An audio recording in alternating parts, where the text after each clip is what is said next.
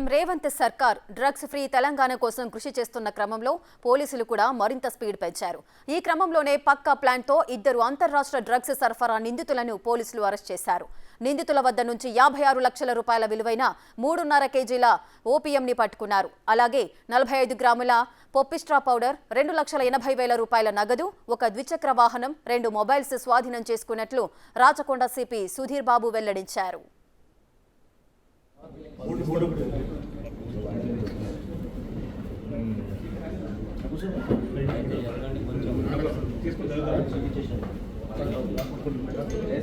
కాగా నూతన సంవత్సర వేడుకలని టార్గెట్ చేస్తూ రాజస్థాన్ నుంచి హైదరాబాద్కి ఓపీఎం, పొప్పిస్ట్రా డ్రగ్స్ ను అక్రమంగా తరలించినట్లు పోలీసులు గుర్తించారు.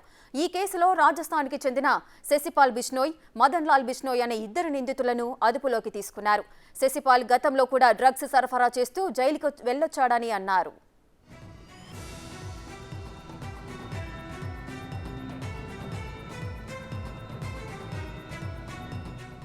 వీరి అరెస్టుతో డ్రగ్స్తో ఈవెంట్ చేసే వారికి బ్రేక్ వేసినట్లయిందని పోలీసులు తెలిపారు.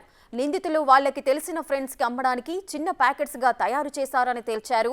న్యూ ఇయర్ వేడుకల్ని దృష్టిలో ఉంచుకుని పబ్స్, బార్లపై ప్రత్యేక నిఘా పెట్టినట్లు సిపి సుధీర్ బాబు చెప్పారు.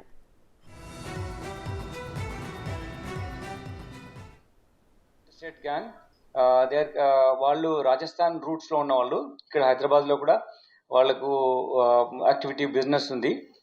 అయితే వీళ్ళు రాజస్థాన్ నుంచి తీసుకొచ్చి ఇక్కడ న్యూ ఇయర్ సెలబ్రేషన్ సందర్భంగా అమ్మడానికి ప్రయత్నం చేస్తుంటే పట్టుకోవడం జరిగింది.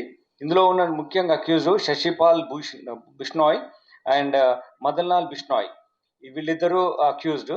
ఈ శశిపాల్ బిష్నోయ్ అనే అతను ఇంతకుముందు కూడా ఈ నేరంలో పట్టుబడడం జరిగింది. ఇతన్ని ఆ కేసులో కూడా అరెస్ట్ చేయడం జరిగింది.